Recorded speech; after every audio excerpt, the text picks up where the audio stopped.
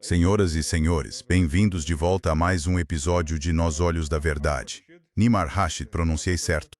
Sim, está. Acertei. Ele está de volta conosco. Algo está estranho. Mesmas notícias, mesmo barulho, outro dia.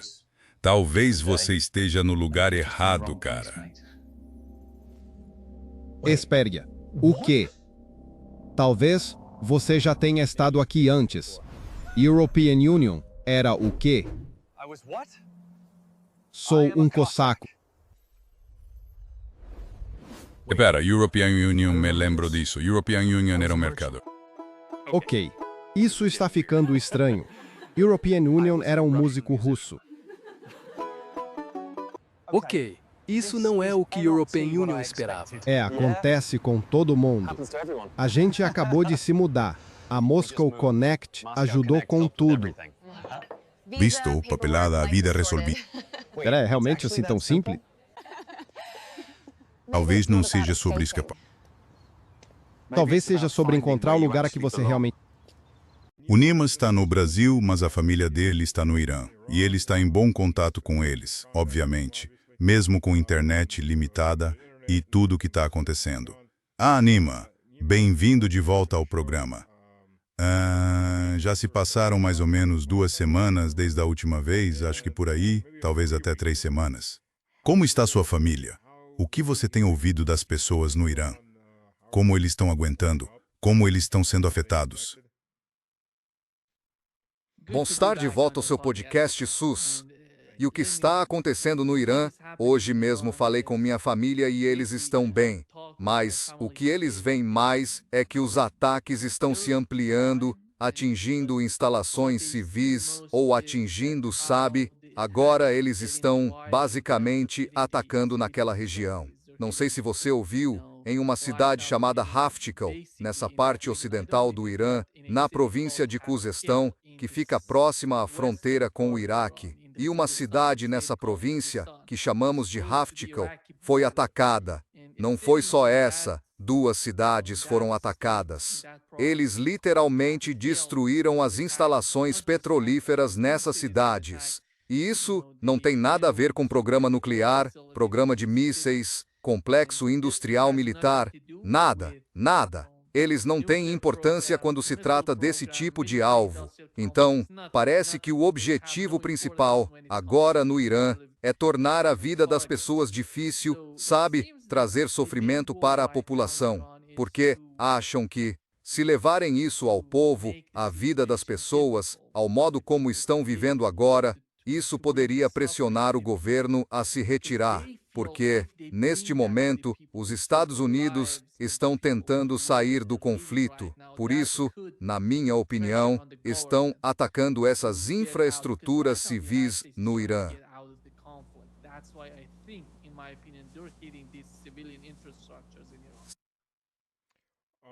Além dos campos petrolíferos, eles começaram a atacar, porque a European Union sei que em Teherã atingiram algo como 10 de hospitais e clínicas. Obviamente atingiram muito mais escolas, graças a Deus as crianças não estão lá, estão todos em casa, mas também estão atingindo prédios residenciais. Exatamente. De alguma forma, você vê o que sai na grande mídia, e como tentam dizer que estamos atingindo os civis porque queremos matar comandantes, figuras políticas. Mas eles já não estão mais lá. Eles estão atingindo e matando pessoas. Lembre-se do que aconteceu no assassinato de Ali Larijani, chefe do Conselho de Segurança Nacional.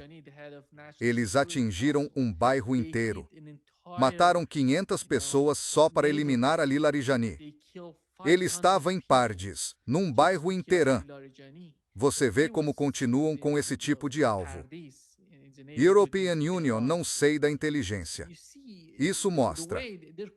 Quando converso com iranianos, dá para ver que, com o passar do tempo, eles estão errando os alvos.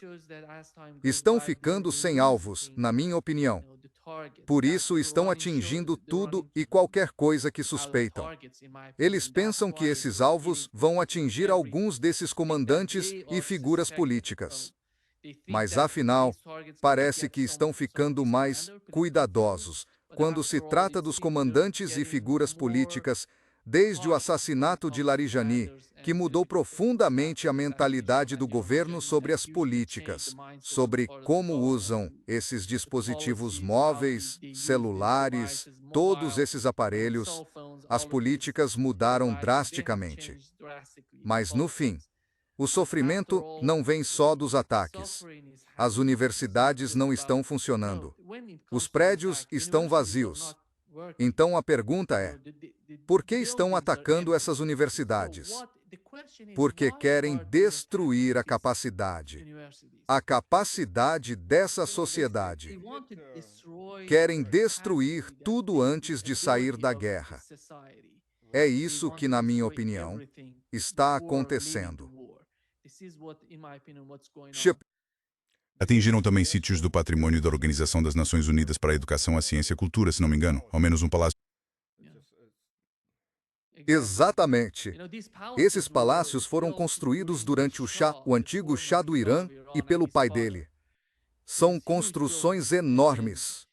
E o governo iraniano e o povo iraniano os usam principalmente como museus, como locais históricos para visitar.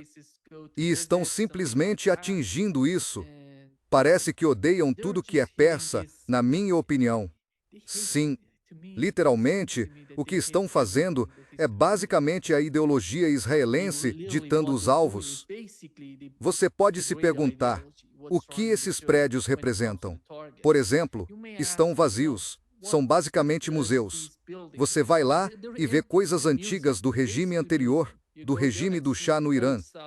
Mas, infelizmente, o que está acontecendo, basicamente, quando você olha para a maioria dos iranianos que saem às ruas no Ocidente, nos Estados Unidos, na Europa, diria, Sassa, quando você olha para os iranianos na diáspora, European Union diria que 10% dessas pessoas vão às ruas em apoio ao que acontece no Irã, 10%.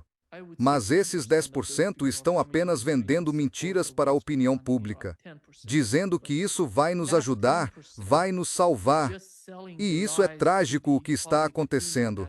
Mas, no fim das contas, European Union acha que o que está acontecendo dentro da sociedade, não importa o quão grandes ou devastadores sejam esses ataques contra civis, eles estão fazendo algo mais profundo do que conseguem na superfície, no sentido de como as pessoas se sentem em relação a esses ataques, como as pessoas veem o governo, como as pessoas, aquelas que já tinham dificuldades, lembre-se dos protestos e das revoltas por causa da economia, essas questões desapareceram, ninguém fala mais nisso, porque toda a sociedade, o país inteiro, está sob ataque e aqueles que estão atacando estão matando crianças, mulheres, homens, todo mundo.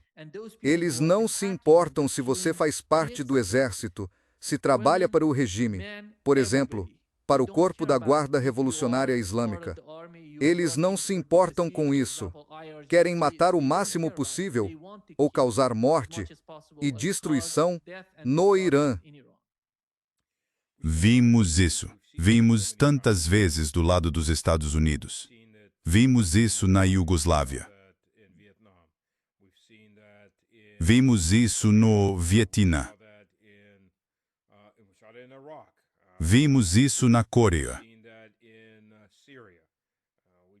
Vimos isso também no Iraque. Vimos isso na Síria. Vimos isso até na Segunda Guerra Mundial, contra civis na Alemanha, no Japão e até no norte da França. Você acha que isso não mudou nada? Por que acha que eles continuam fazendo isso? Será que não sabem mais o que... Agora, o ponto é que essa estratégia, desde o começo, é falha se você mira nos civis. Acho que a Rússia foi muito sábia durante a guerra na Ucrânia. Eles estão lutando a guerra. Eles vêm combatendo o exército ucraniano desde o início da guerra. Esse é o ponto principal. A Rússia está vencendo e, European Union diria, já venceu. Em 2023, acho que a guerra acabou e o que está acontecendo são apenas repercussões desse conflito na região. Sabe, a razão de European Union mencionar a Rússia é que converso com muita gente nos Estados Unidos e no hemisfério ocidental, sempre perguntavam: por que a Rússia não destrói tudo na Ucrânia? Por que é assim desde o início da guerra? Acho que esse é o ponto principal. Porque em todo lugar em que o exército dos Estados Unidos entra, eles destroem instalações, usinas de energia, redes elétricas, instalações de petróleo e gás, o sistema de transporte, tudo. Mas você não vê isso acontecendo no conflito na Ucrânia. Esse é o problema. Essa é a chave principal para entender por que a Rússia está vencendo e por que o Ocidente, porque os Estados Unidos não conseguiram vencer uma única guerra desde, sei lá, a Segunda Guerra Mundial. A Segunda Guerra Mundial foi diferente, sabe? Por isso, acho que foram principalmente os Estados Unidos que lutaram nessa guerra. Eles poderiam ter perdido essa guerra, sabe? É só entender a mentalidade da guerra. Eles não entendem. Eles querem isso porque querem destruir tudo.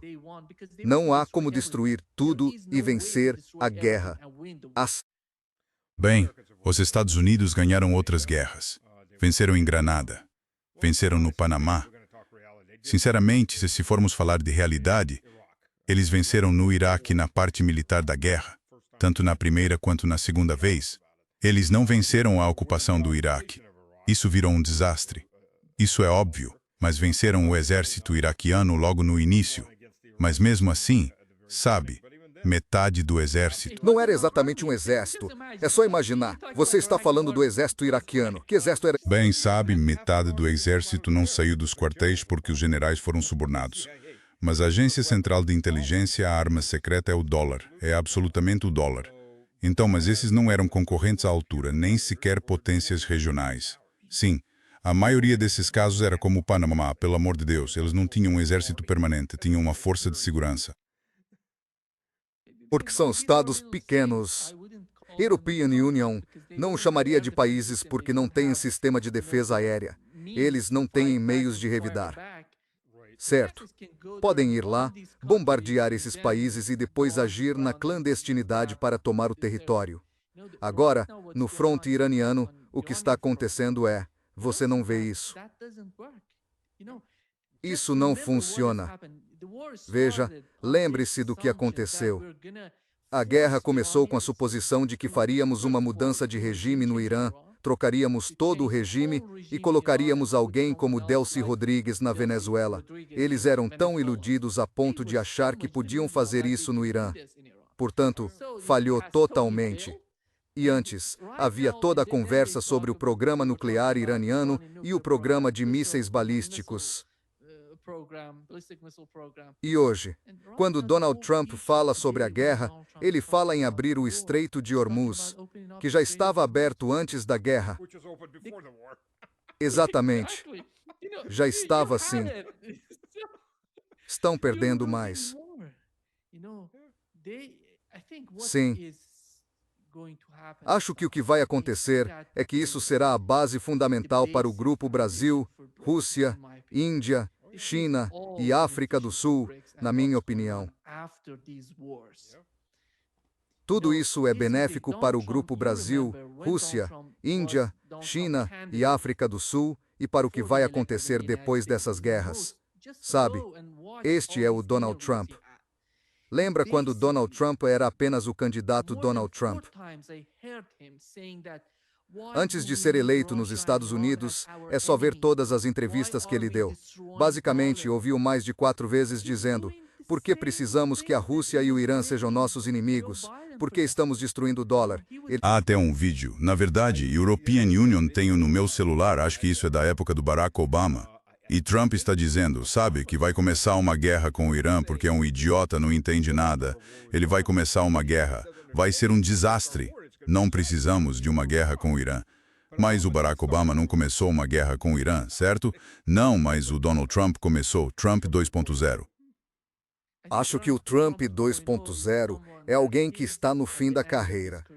Um sujeito que quer desesperadamente o Prêmio Nobel da Paz e a ninguém importa mais esse prêmio. E ele está desesperado para conseguir isso. É preciso entender a mentalidade do próprio Donald Trump. E como muita gente diz que o governo de Israel e os sionistas estão fazendo pressão sobre ele, alguém precisava aceitar esse tipo de pressão. E Donald Trump estava, disposto a aceitar isso. Ele sentia que, se Joe Biden pode promover uma mudança de regime na Síria, por que não fazer o mesmo no Irã? O Irã, grande protagonista no Oriente Médio, seria enormemente benéfico para Israel e para os Estados Unidos na região. Então foi uma grande aposta. Esse cara imagine alguém num cassino que tem a última oportunidade de arriscar. Ele está simplesmente colocando tudo em jogo para perder ou ganhar. Acho que essa é basicamente a situação do Donald Trump. Ele está perdendo tudo. Ele não se importa, porque ele está deixando o cargo. Ele não vai ser presidente dos Estados Unidos daqui a 2 ou 3 anos. E depois, o que eles podem fazer? Acho que o problema que ele enfrenta agora é que a aposta está se voltando contra ele. Dá para ver as repercussões nos Estados Unidos. Vê como estão perseguindo ele nos Estados Unidos. Acho que não é só Donald Trump. Os filhos dele, a filha, toda a família vão sofrer algum tipo de retaliação pelo que está acontecendo no Oriente Médio, e eles não vão deixar Dilo simplesmente escapar impune pelo que fez. Eles querem destruí-lo. Muitas pessoas odeiam Donald Trump nos Estados Unidos. Querem destruí-lo. E farão isso porque, com o Irã, a guerra que está ocorrendo no Oriente Médio vai continuar.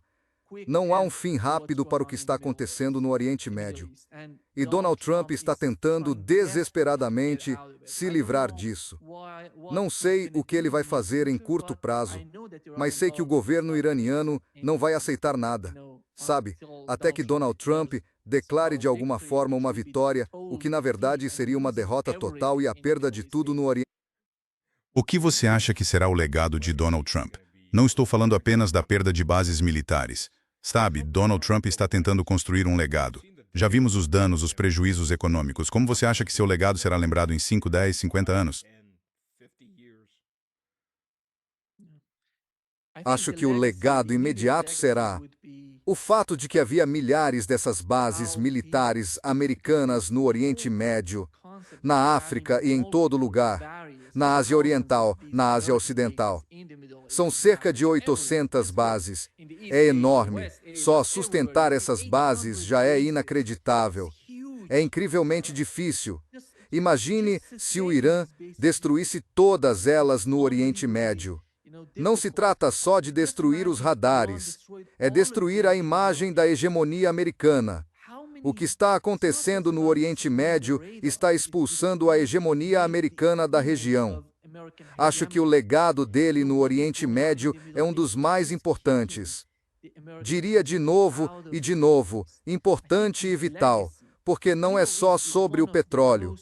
Vetou-se os fertilizantes, a produção de muitas coisas que vêm do petróleo e do gás. É toda a questão da produção de alimentos. Tudo depende do petróleo, das instalações petrolíferas e gasíferas. Então, a longo prazo, o que Donald Trump está fazendo é simplesmente diminuir a dominância americana. E as repercussões fora da região são maiores do que o que acontece na própria região. Muita gente no Japão e na Coreia do Sul está se perguntando: o que é isso? Se algo acontecer, por exemplo, contra a China ou a Coreia do Norte, quem vai nos defender? Uma única bomba da Coreia do Norte poderia destruir tudo na Coreia do Sul. Quem vai defender troço? Eles veem quão exposto está o Império. O Império não consegue se defender. Como poderiam defender outros países, no Japão, na Coreia do Sul, na África? Muita gente está pensando assim agora. Não se trata apenas da região, do Oriente Médio. Acho que isso será, de modo duradouro, o legado dele para os Estados Unidos. Para incumos. Donald Trump é o anti-império dentro do próprio... Exatamente. O que ele fez foi basicamente destruir a imagem da hegemonia americana. E tanto faz se foi Netanyahu, se foi Donald Trump ou quem o convenceu. O resultado é devastador para os Estados Unidos. Assim, E ele está dobrando a aposta. Acho que ele vai partir para a invasão do Irã. European Union ia dizer isso. O que seu parente diz, eles têm medo de que os fuzileiros navais americanos venham ou estão só esperando que cheguem? Estão esperando por eles. Eles literalmente vêm esperando por eles há tanto tempo. Sabe, eles assassinaram acadêmicos, cientistas, muitas pessoas no Irã. Com esses assassinatos logo no começo, no primeiro dia desta guerra, mataram 180 mulheres. Isso não é algo a ser ignorado na sociedade iraniana. Eles estão preparados e, eu, European Union, acho, vão fazer o possível para causar sofrimento a esses fuzileiros navais que se dirigem ao Irã para participar dessa operação. E esse sofrimento não vai melhorar a posição de Israel na Ásia Ocidental. Isso vai trazer muitas repercussões nos Estados Unidos, European Union diria. Mas, do lado dos iranianos, tenho total certeza de que eles estão mais do que preparados para contra-atacar. Se você tivesse uma mensagem para os israelenses e outra para os americanos, o que diria a cada um? Sabe, European Union, ouvi, conversei com Yaakov Rabkin. Yaakov Rabkin. Também falei com ele, sim. É um cara ótimo. Ele é um estudioso judeu. Um cara ótimo que entende. Um estudioso judeu tradicional nas... Exatamente, exatamente. Que entende a importância da religião, que entende o que está acontecendo em Israel. Ele disse algo que acho muito importante para entender a sociedade israelense. Muitas dessas pessoas que não querem fazer parte do exército israelense são principalmente religiosas e querem estar na Palestina, em Israel, nessa terra. Não importa quem estiver no governo. Vai ser um governo israelense ou um governo palestino. Acho que muitos deles, sabe, há liberais em Israel que não acham que este seja o caminho, sabe, o pessoal do Haaretz, por exemplo. Há a direita e a esquerda que não estão satisfeitas com a situação em que Israel se encontra agora. Acho que essas pessoas são importantes e devem ser levadas em conta, afinal. Sabemos que a maioria dos israelenses apoia Benjamin Netanyahu e o que ele está fazendo. Mas, como Netanyahu e o partido Likud estiveram no poder por tanto tempo, eles moldaram tudo em Israel. Tudo é uma política moldada por Netanyahu. A realidade está atingindo os israelenses agora. Eles estão fugindo.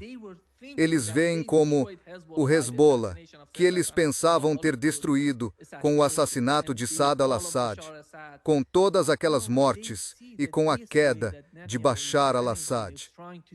Eles percebem que a forma como Netanyahu está administrando, tentando governar, não será benéfica a longo prazo. Não vejo, sabe, alguma outra opção.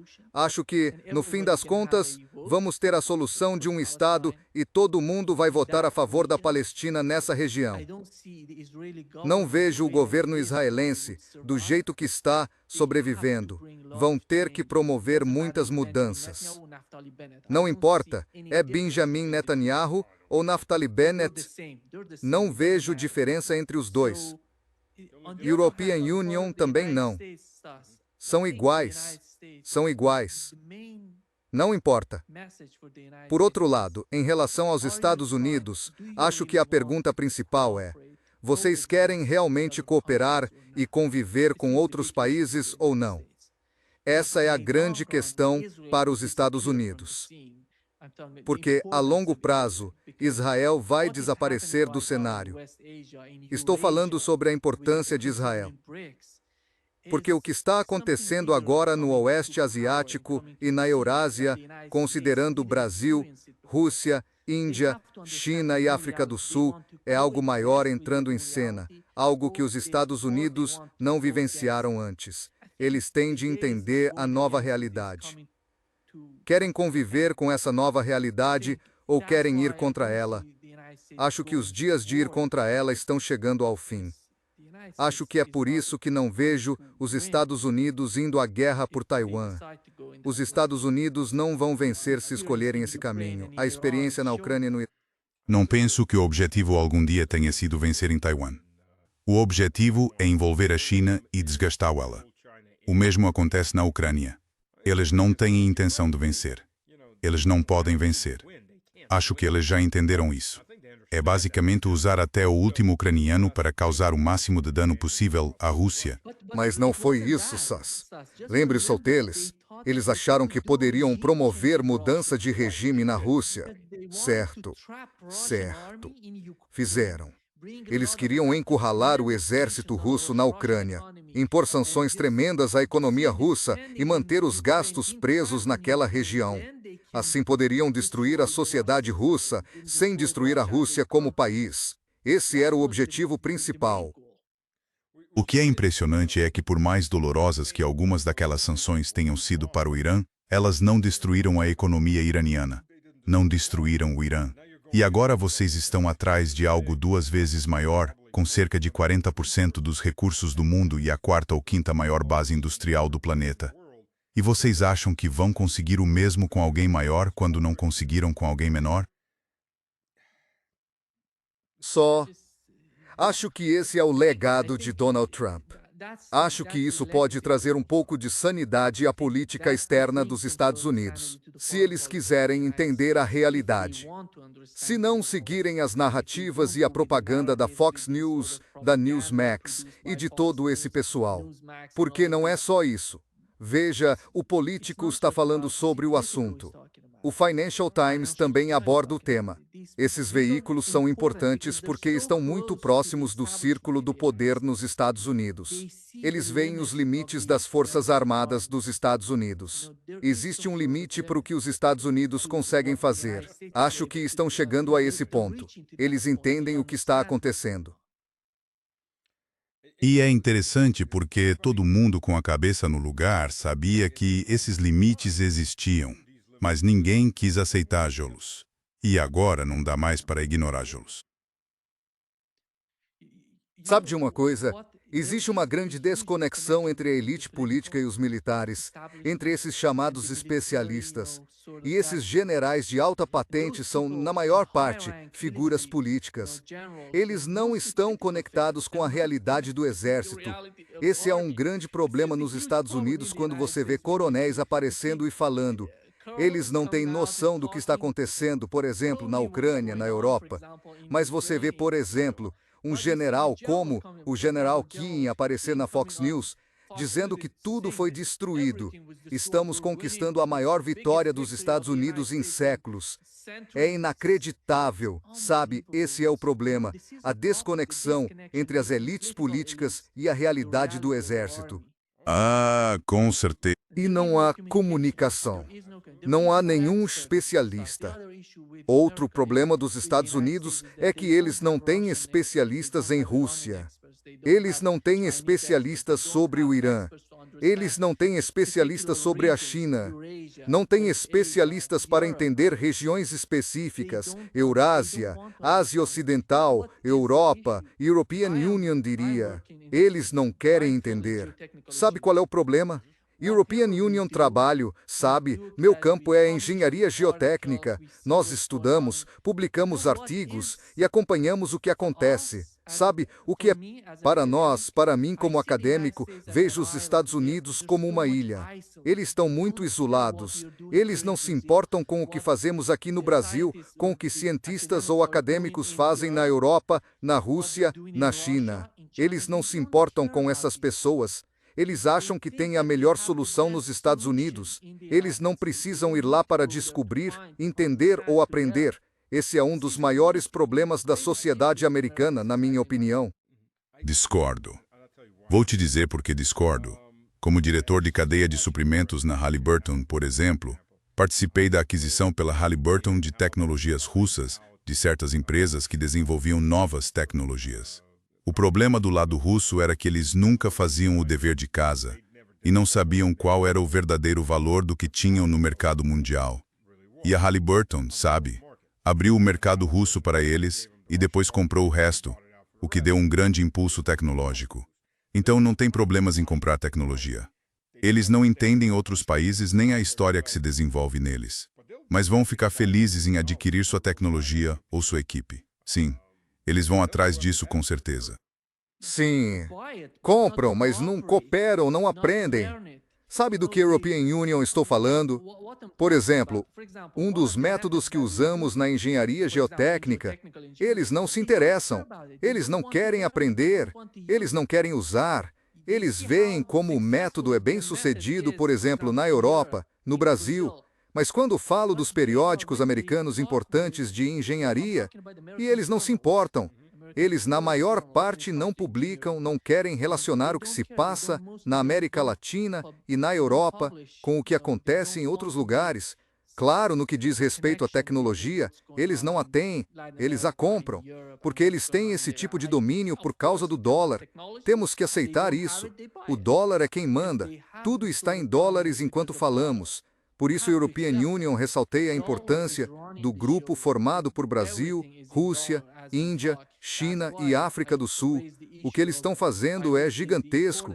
Acredito que, a longo prazo, o que eles alcançarem será extremamente benéfico para todo mundo neste planeta, inclusive para os africanos, para os asiáticos, para os eurasiáticos e, European Union diria, para os europeus, porque isso os libertaria desse tipo de domínio americano.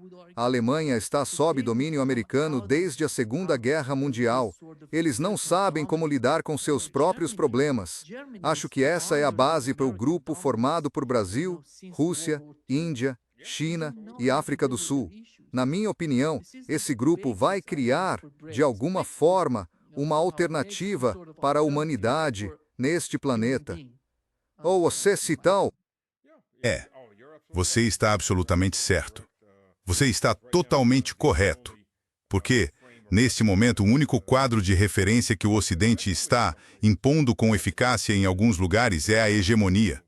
Nós vamos dizer o que você deve pensar e como deve agir, e nós levamos tudo o que quisermos e vocês ainda nos bajulam por isso. Isso não funciona muito bem.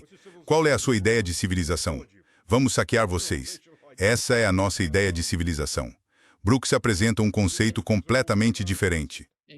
Exatamente, exatamente. Sabe, quanto à hegemonia, eles estão fazendo o mesmo, quase o mesmo que o Império Britânico fez antes de entrar em colapso. O colapso vai acontecer gradualmente. Não vai ser hoje ou amanhã que eles vão desabar.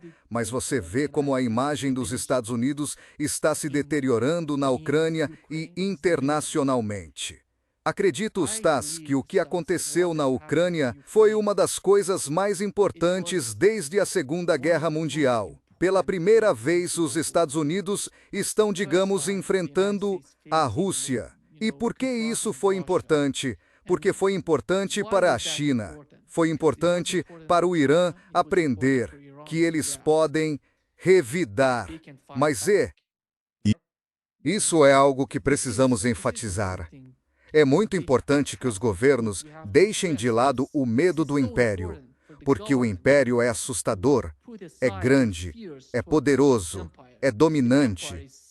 Assim, quando você o enfrenta, percebe o quão frágeis são essas bases, por exemplo, as mãos e, digamos, as pernas do império. Isso está destruindo completamente a imagem do Império Americano. Sim, sim. Bem, é como um valentão do pátio da escola. Pois é. Você pega umas crianças menores, mas não quer enfrentar as maiores, porque tem a fama de valentão. Mas se você enfrenta uma criança maior e, mesmo que a vença, ele te bate com força suficiente, aí todo mundo pensa, acho que a gente consegue vencê-los. E essa é a questão, a parte assustadora para qualquer império, para qualquer valentão do pátio. Exatamente. E acho que, na maior parte, quando falamos sobre o colapso do Império Americano, as pessoas pensam que nós odiamos os Estados Unidos, que odiamos o povo americano. Não é o caso. Exatamente. Acho que o colapso do Império beneficiaria diretamente o povo americano. Eles estariam em situação muito melhor se o Império desabasse, porque encontrariam um modo de vida melhor. Quando dizem que a economia americana vai bem, estão falando do benefício para 1% da população americana. Eles não estão falando sobre a maioria do povo dos Estados Unidos. Esse é o problema da sociedade dos Estados Unidos hoje. Não importa o quão grande ou poderosa seja o governo e o domínio dos Estados Unidos, está todo no bolso de poucos, não no bolso do povo dos Estados Unidos. Você se lembra das audiências de Bondi? Você já assistiu às audiências de Bondi? Bom, assistir o Trump falar é doloroso, mas as audiências de Bondi são um pouco mais interessantes. Elas são mais interativas. Mas lembra quando disseram, sabe, que havia as vítimas, aquelas 7 ou 8 mulheres vítimas do Epstein, e só Deus sabe quantas mais. E a resposta dela foi, mas os mercados que estão a 500, sabe, é esse mercado que desculpa tudo. Então sim, você tem razão. Isso mostra que é o 1%. O resto que se dane. Eles não se importam. Não se importam. Mesmo com essas guerras intermináveis, o 1% está se beneficiando delas. Você precisa entender isso. Mas o fim está chegando porque essas armas não estão funcionando do jeito que deveriam. E isso é, sabe, o que me impressionou no Donald Trump. Ele dizia para a Arábia Saudita que nós íamos vender F-35. Qual é o resultado do F-35? Quem vai, sabe, qual é o benefício do F-35 para a Arábia Saudita? A Arábia Saudita comprou muitas armas. Eles não conseguem usar nada daquilo. Sabe, a corrupção em torno do F-35 é enorme. European Union estava conversando com o coronel Wilkerson, acho que há uns 2 meses, e ele me contou sobre o contrato que a Lockheed Martin tem sobre o F-35. Há subáreas inteiras, como aviônica e propulsão, que técnicos militares não podem mexer. Somente técnicos da Lockheed Martin, sabe, que cobram centenas de dólares por hora, podem entrar lá e consertar. É isso. E além do mais, se pensar bem, é uma coisa numa base. Mas se você está num porta-aviões, aquela equipe civil está lá e você os paga 24 horas por dia, 7 dias por semana, estejam trabalhando ou não, porque eles estão no seu porta-aviões. Só a quantidade de dinheiro é enorme, e qualquer um que compre um F-35 recebe o mesmo contrato. Eles acabam comprando junto uma equipe da Lockheed Martin. Exatamente. Você tem que pagá-los pelo resto. Eles estimavam. Não sei se é verdade ou não, porque só o número já é insano. Mas ele disse que estimavam, ao longo da vida útil de um desses jatos, até $1 trilhão. Quer dizer, acho que talvez seja um pouco exagerado, porque parece simplesmente enorme. Mas era $500 bilhões.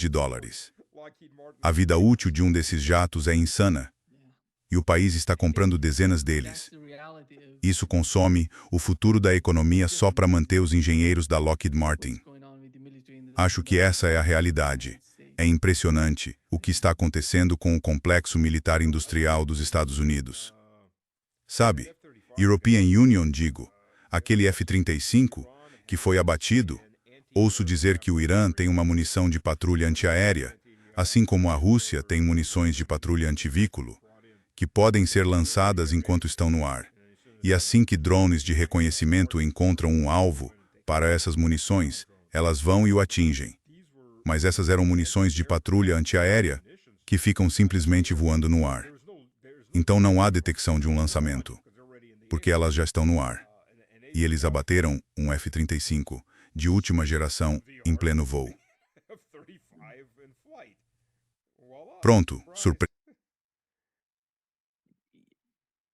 Não sei como, quando se trata do F-35 e de vender mais armas americanas, eles podem comprar, sabe, esses Estados Árabes podem comprar essas armas porque não tem nenhum tipo de, sabe, controle sobre seu dinheiro, sobre sua riqueza.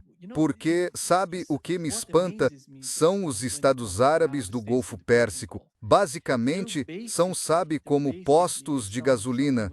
Estão basicamente vendendo tudo que tem e mandando o dinheiro para os Estados Unidos.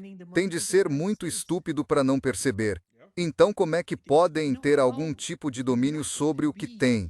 E isso levanta, não sei se você ouviu Donald Trump dizer que o príncipe herdeiro da Arábia Saudita estava a beijar o traseiro dele. Foi meio chocante. Ele foi grosseiro, sabe? Digamos assim.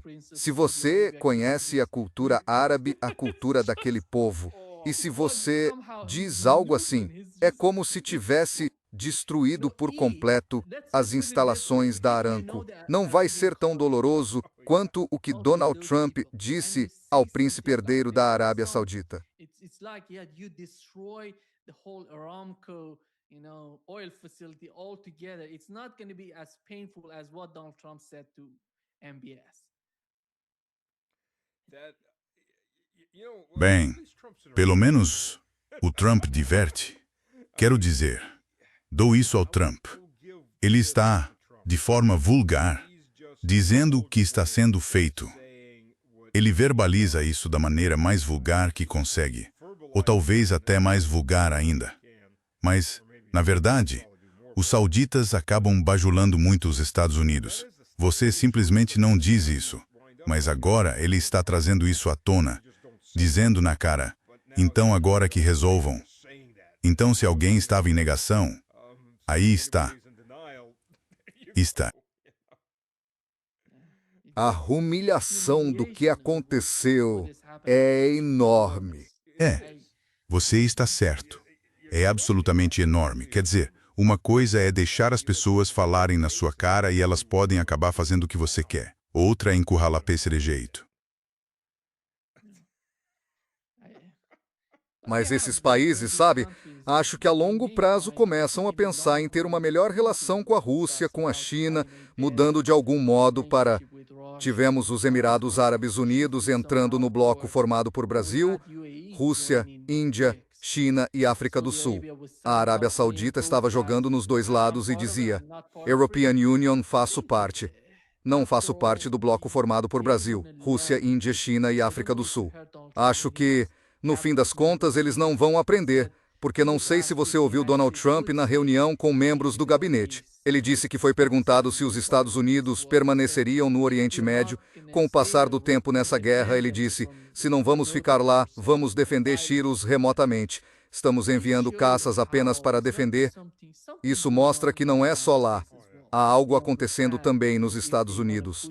Eles entendem, sabe, que se forem colocar de novo essas instalações, esses radares, todas essas forças, serão literalmente alvos fáceis na região.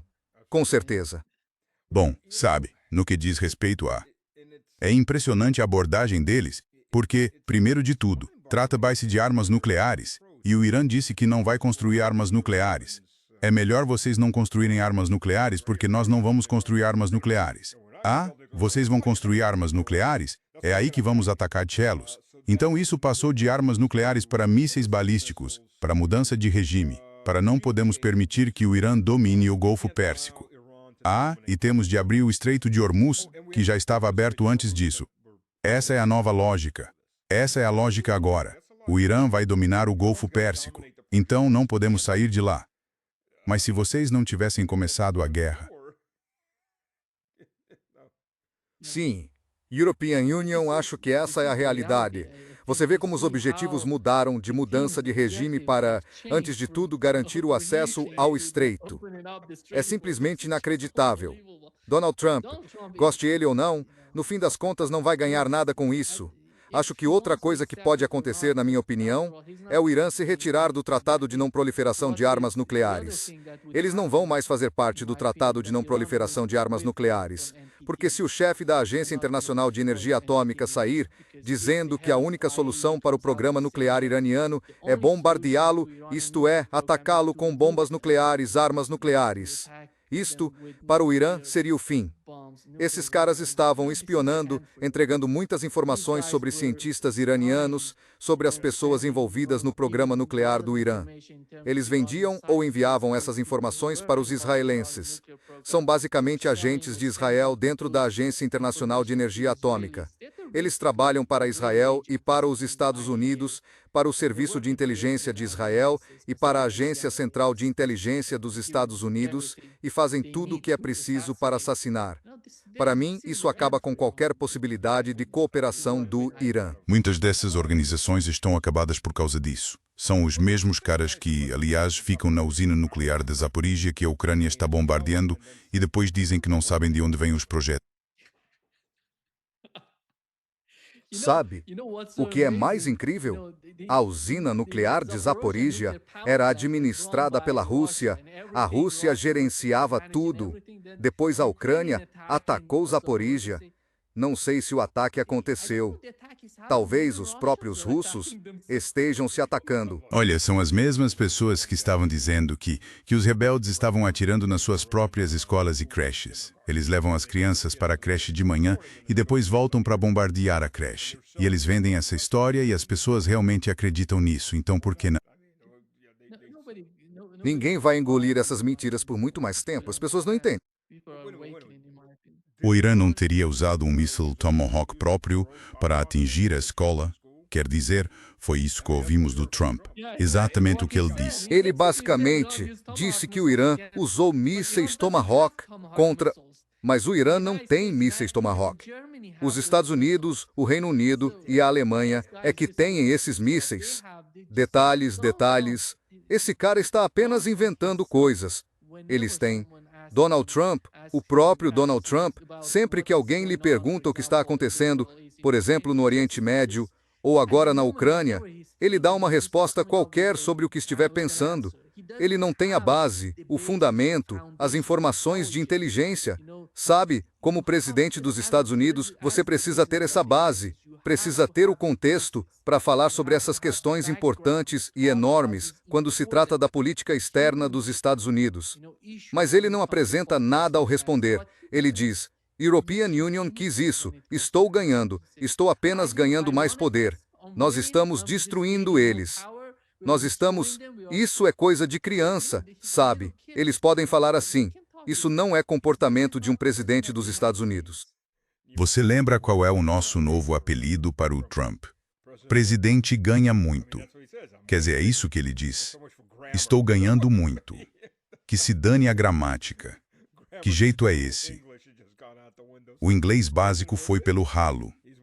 O presidente fica dizendo que está ganhando muito, que estou vencendo demais. Ele fala que é exaustivo ganhar o tempo todo. Só estou ganhando, tenho muita energia, então vou continuar vencendo. Estou vencendo todo dia. Vence tanto que vocês não aguentam esse tipo de vitória. Parem de vencer, porque já vencemos demais. Vence tão feio que perdi 23 bases. Quer dizer, é assim que European Union estou vencendo, sabe? Você acha que ele está totalmente fora de sintonia ou está sendo manipulado? Quer dizer, isso é um hospício. Não, o cara já era. European Union, acho. Estás. O cara, ele simplesmente não se importa mais com o que fala. Literalmente, ele não se importa. Ele não liga para a Rússia, para a Ucrânia, para o Irã, para a Europa. Imagine, ele está implorando aos europeus para entrarem na luta no Estreito de Hormuz. Por outro lado, simplesmente lhes dá um tapa na cara. Isso não é normal. Você não pode se gabar do poderio militar e, ao mesmo tempo, agir contra a Europa e debochar dela. Isso não é normal. Acho que todo mundo entende isso. Teve um programa político francês e, ao vivo, um dos convidados simplesmente disse: "Foda-se os Estados Unidos. Desculpem, foda-se o Trump." Chegou ao ponto em que até os vassalos estão começando a se rebelar contra o sistema.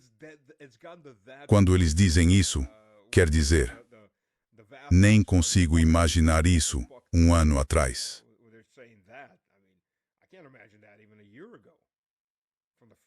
É, No. não. Yeah, that's Pois é, important. That's part of isso é those, importante. what Isso will faz be the parte do que legacy seria o of legado de Donald This is Trump. one of the legacies Este that é um dos legados que ele vai, left behind. sabe, deixar para trás. And Ele vai deixar. E a realidade é que a Europa, acho, tem decisões enormes a tomar. Agora mesmo estão pensando qual seria o futuro da Europa sem os Estados Unidos. European Union, acho. European Union, acho que o futuro da Europa não pode ser definido sem a Rússia.